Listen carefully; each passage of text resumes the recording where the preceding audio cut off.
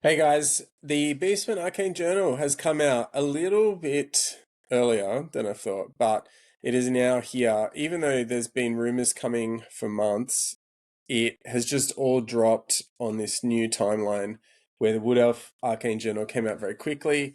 The Beastmen one is hot on its heels, and we're now expecting this Cafe army to come out very soon as well. And then as the rumor mill continues to churn, there seem to be other things that are on the horizon for the old world soon. So anyway, I don't even know why, but I painted an enormous Beastman army over the last 3 months. I picked up a pretty good deal about 6 months ago and wanted to get into contrast paints.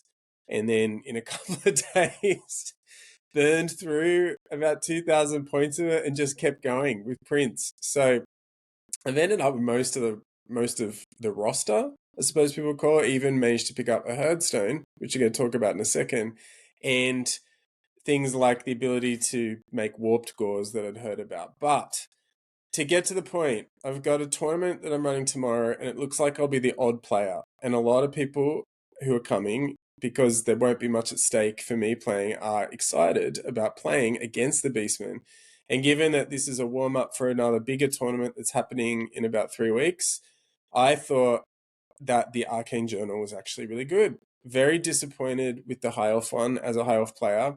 And the other part of this channel, Paddy, my brother will know, is a Wood Elf player, and I think he's starting to realize there isn't much competitive juice there. But I think with Beastmen, there may actually be a few little bits that could bring them back to the table with a bit more bite, so to speak.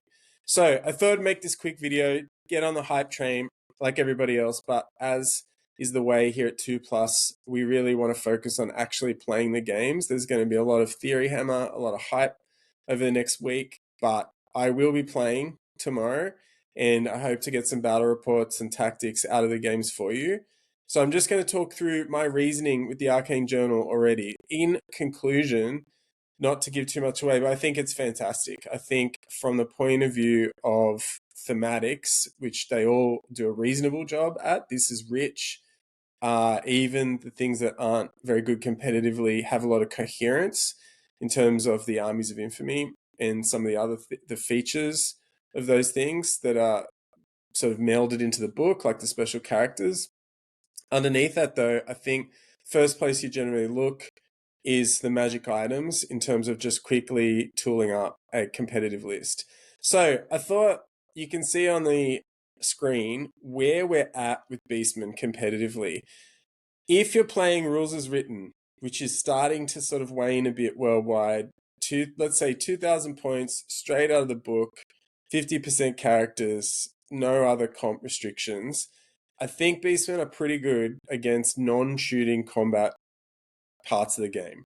So they tend to be able to be better in combat once they get there. High toughness, lots of attacks, high strength, generally can sort of pull together some armor piercing. And they, I wouldn't say butcher things, but they're pretty good if you can get across the board. However, at the top of the metagame, you're going to find dragons who they can't catch. You're going to find pegs who hit and run against your best units. And then beyond that, shooting is still a problem for you in the sense that you can sort of win a war of attrition against, say, elf armies or war machine based armies, but you're going to lose 500 to 700 points on the way in, and you have to get all that back and get more.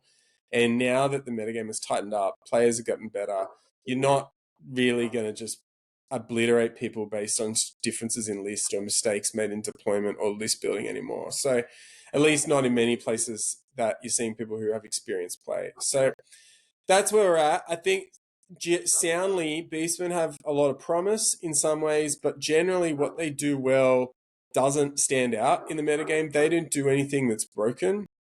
And what that means is that they're just sort of stuck there, like in the middle, somewhat with armies like dwarfs, orcs, and goblins, other armies like that, the supported armies that have interesting things in there, but just don't seem to win a lot of tournaments. So really what I'm looking for in the Arcane Journal is a different way to play. I think you need to force the opponent onto your terms. And if you've seen this channel, we played a recent game against a scenario with two towers, and those two towers played into the Beastman's hand because it set up a melee in the middle of the board. And what you could do there is that the other army had to come forward and get into combat, which is what Beastmen want, or risk letting the Beastman player take control of the towers. So there's a bit of that damned if you do, damned if you don't. So I'm playing, what I'll be playing in is a 25% character restriction, which is quite good for Beastmen because typically your special units are pretty good. And on top of that, your characters like your Bray Shaman, maybe a Doombull, not that expensive to start with. And beneath that, there will be that scenario with the towers. So there'll be 2 towers, and the other 2 rounds require a significant amount of standard bearers. So that tends to sort of push the units more away from Death Stars, more to multiple small units. So I think if you don't understand Beastmen very well, I went back and sort of looked at, if you know Close Order, the channel, Ed from there. I tend to agree with where he settled on, and that your great units are the Great Bray Shaman or Shaman who could put together the Hagtree Viletide combination. That's definitely the most powerful thing in the list. Razor Gores are incredible as a sort of chaff unit. They put enough pressure on your opponent to win those battles, and they're also difficult to kill, so they take a lot of resources. So each wound that you lose costs a lot, which is pretty much the strength of the next 2 units too. Dragon Ogres, very expensive to take wounds from you, and typically get to swing back. And then the Gigantic Spawn of Nurgle, which, just for reference in this video, I only own 1 of, but could be tempted to take 2 given how this is going to play out. So they're the units that I consider if you're trying to be competitive, and this is a little bit about this today. Patty and I are going to cover a lot of the fluff to do with Beastmen and Beastmen versus Wood Elves particularly, I think, over the next few months. But this is just a quick hit about competition, and the Gigantic Spawn of Nurgle is about as good as efficient as it gets. I think on top of that, good units. I think the Doombull is good. In the metagame I play in, there are often Chaos Dwarves, and I've got to have things that can kill, say, an Iron Demon. Underneath that, with towers, it's monstrous infantry.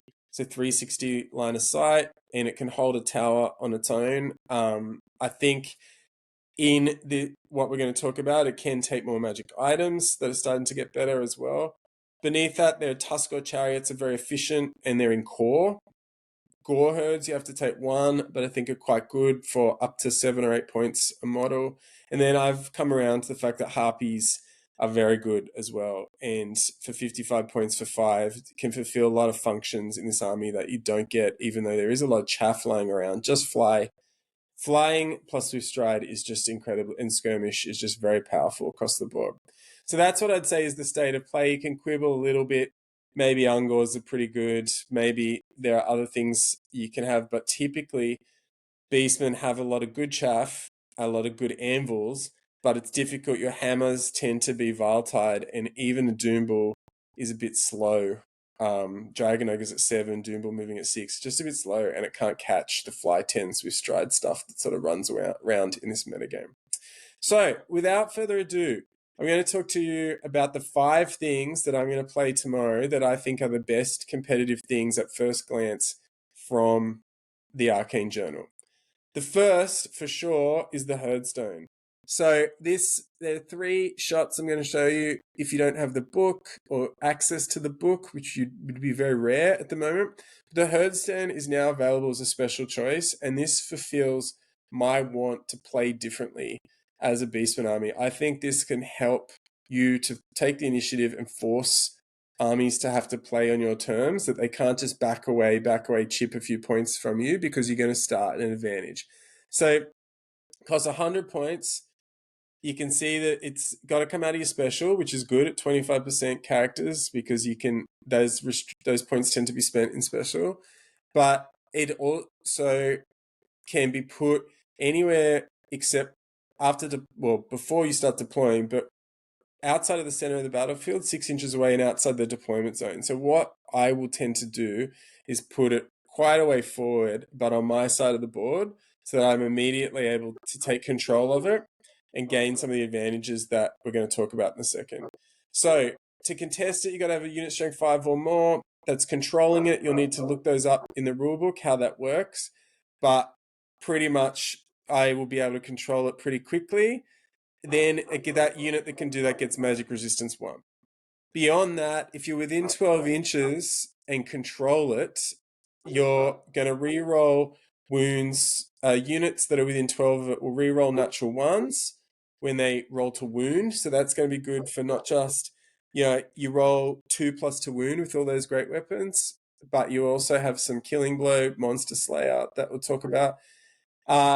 Within 12, my wizards are going to get +1 and your wizards get -1. So I imagine the opponent's wizards are not going to be within 12 as often, but I'll want to move my wizards closer. And I think to that end, you could start to see multiple level 1s with Vile Tide come back.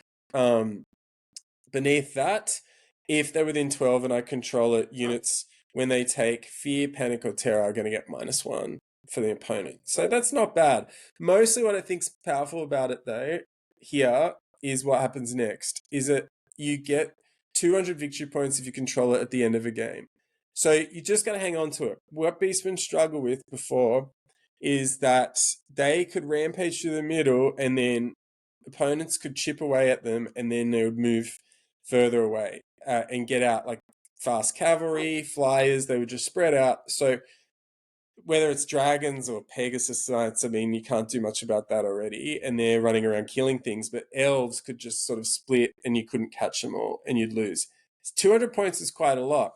Even in the tournament I'm playing at where it's only 0 to 250 for a battle point, being able to start essentially 200 up is a huge thing. And I think on top of that, the +1 for casting is always great. And that rerolling to wound is going to be good as well. And that's what I want to use it for. But really, I want to just stay near this and be able to defend it and force my opponent to have to sort of enter Vile Tide range or some of the other charge ranges of my units that might be not slow, but definitely not at that swift stride level speed that a lot of the metagame operates on. So 100 points. I'm starting that in special. Where I want to go to next is these are the magic items that caught my eye. So if you saw at the start that ability to stop flying. So I'll just speak about this one on the right. Banner of the Warped Moon. During the command subphase of the turn, if they're not engaged in combat, the bearer of this banner may attempt to unleash its power, making a leadership test using their own unmodified leadership. If it's passed, until the next start of turn subphase, enemy units cannot use the fly special rule. So Falconhorn of Freedman is great, and this is very much that. Falconhorn probably sits usually on in an exiles list because they all have veteran. You get the reroll on an 8 usually. You can get it on an 8 with a character, or maybe you can find it on like a Grail Knight champion who can take magic items up to 50, and he's got leadership 9. So there could be other options there, but really they're the themes that I want to pick on here because Beastmen struggle with unmodified leadership. No one is over 8. So where is there any way you can find rerolls? Well, you can go to Bestigor, whose champion can take a 50-point magic item. And this is where the list is going to start to get interesting because that's where I've decided to put it. You can pay 1 point per Bestigor to give them veteran, which is usually a terrible waste of points because they've already got Mark of Chaos Undivided. But now with veteran, you're going to have the character who's only got leadership 7 is going to be able to reroll this. So otherwise, a Wargore who's going to chew up your character points. Remember, I'm playing 25% characters tomorrow. I believe the Wargore wouldn't have the reroll, and you've got a large chance of missing this. 7 on a reroll is pretty good, and there's always the psychological effect of what if they roll it, what if they don't, and the opponent sort of has to play as if you're going to roll it. So I feel like this is where Bestigor might find, like sometimes units who can take 30-point magic items are just around as Ruby Ring carriers. I'm going to try this tomorrow where the Bestigor Standard Bearer can take this in the unit. And hopefully I can start to restrict some flying and compress the board and zone them out a little bit more. On the left is the other idea here where the Bestigor Champ, as I said, can take up to a 50-point magic item. Chalice of the Dark Rain gives you 1 time during your command subphase. You can essentially stop all enemy war machines from shooting, and all enemy missile weapons are halved. Their ranges are halved. Really, you're going to play this on the first turn nearly every time. The way my list is constructed, and you'll see that in a second, typically I outdrop a lot of people because I'm running Razor Gore herds.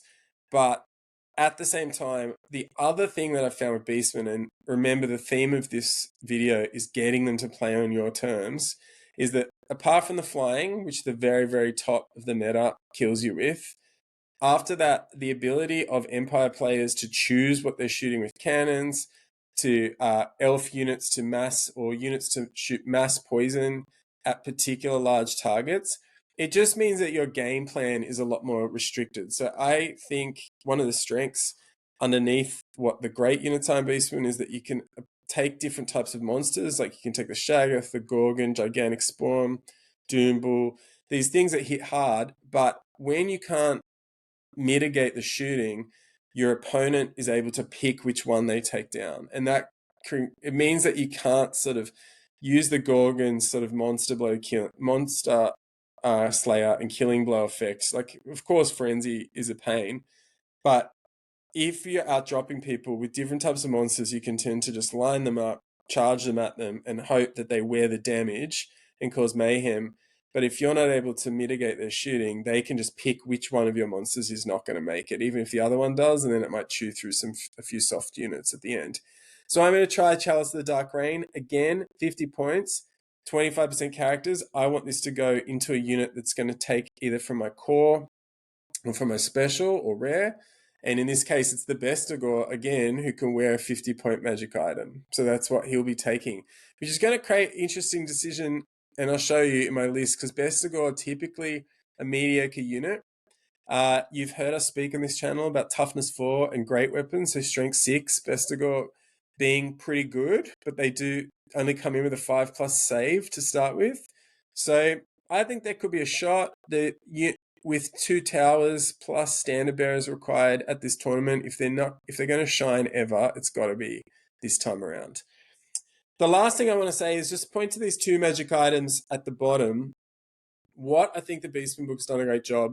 Those 2 magic items I've just spoken about are the powerhouses, as far as I'm concerned, in terms of attacking the meta. But there's a lot of cheap magic items, and the Beastmen are able to take them on their champions, and are up to 25 points all throughout the army.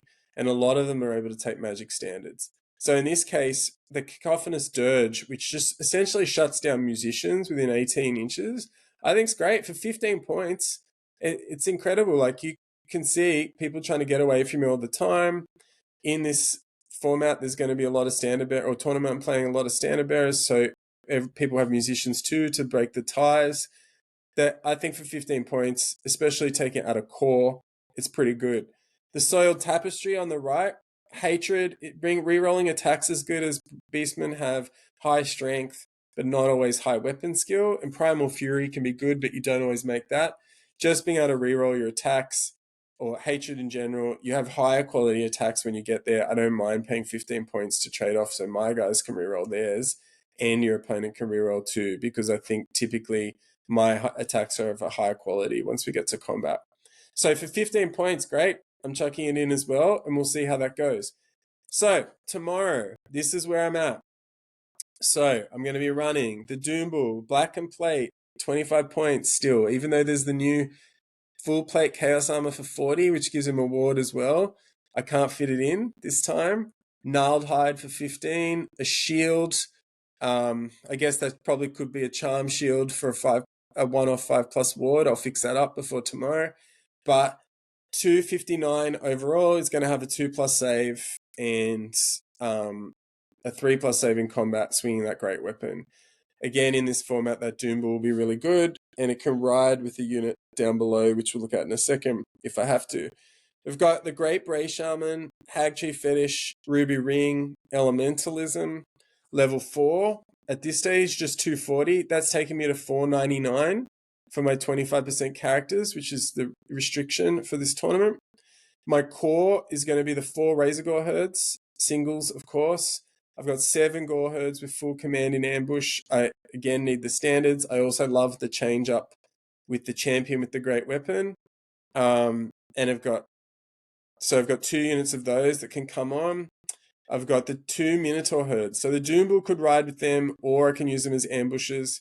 I've sort of just paid for great weapons and shields, the extra couple of points to avoid the whole Motley Crew scenario. A couple of extra points to sort of not be a dick in many ways. I got a champion, a standard bearer. Standard bearer's got the hatred banner. The champion's going to carry that anti-musician thing. And the idea is I can hopefully get in on the back with that because they're going to have to move forward. I've got 3 because of my Herdstone. So specials, 3 Dragon Ogres, Great Weapons, Heavy Armor, the 5 Harpies, and the Herdstone. And I've gone for the 9 Bestigor, Veteran, full command with the Chalice and the Banner of Warp Moon. So that they're going to be a little bit vulnerable. You'll see a video come up from us soon called the Fabigo Trap. I'll probably be running them behind the Dragon Ogres with the Shaman in them to start with. And we'll see how we go from there. Typically, Elementalism works well in this list. I'll be taking Viletide for sure, but hopefully I get TMP or Wind Blast and even Earthen Ramparts to protect them. Beneath that, the obligatory gigantic spawn of Nurgle. Probably would like to play 2, just have the 1 on hand for tomorrow. So I'm just going to run the Gorgon. When I was building this list and wanted to put it together, it fit neatly and got me to 1999. I know there are issues with Gorgons. It's very Beastman though. I'm hoping I can pull him off tomorrow and he improves from where he's played, or they have played before in Warhammer, in the old world, but we'll see how we go. It'll be good to try these things. I hope you let me know below if you've got access to the Arcane Journal and think that there are items that I should have. This is the most competitive list I believe I can try to make at the moment at 25% characters playing for the first scenario where there are 2 towers that are worth 2 battle points each, and then 2 other games where we're going to need probably up to 4 standard bearers to compete against, which I think I've got 4 in my list here. So we'll see how we go. But that's for tomorrow. I'd love to hear your opinions. I think there's a lot of good stuff in this Arcane Journal. And if you think there are magic items that I've missed, put them below. I'll be coming back to this after the games to let you know how it all went. Thanks for your time. See you later.